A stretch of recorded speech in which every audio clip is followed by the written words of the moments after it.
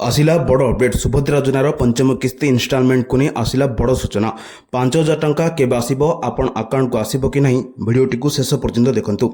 नमस्कार दर्शक बंधु आपण देखुचंती सावधान ओडिशा। आज आम कथा बा सुभद्रा योजनार पंचम किस्ती विषय।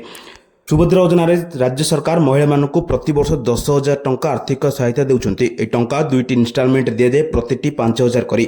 पूर्व 2026 वुमेन्स डे समय इन्स्टॉलमेंट दिया जाइतिला। एबे समस्त बेनिफिशियरी अपेक्षा करुछंती पंचम किस्ती टंका को। सबुठारु बड़ कथा हला एपर्यंत गवर्नमेंट पक्षरु पंचम किस्तीर ऑफिशियल अपडेट घोषणा होइनी, किंतु पूर्व पैटर्न अनुसार देखा जाउछि जे रक्षा बंधन समय टंका आसी पारे, अर्थात अगस्त 2026 रे आसीबाकू जाउछि सुभद्रा योजनार पंचम किस्ती टंका। जदि आपनक बैंक अकाउंट आधार कार्ड लिंक न थाए तेबे टंका आसी न पारे। यह सहित डेबिट एक्टिव थिया मध्ये आवश्यक।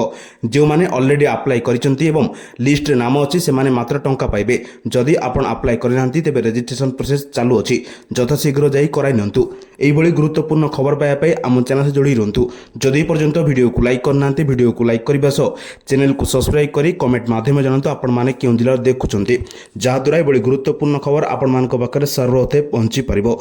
ब्यूरो रिपोर्ट सावधान ओडिशा।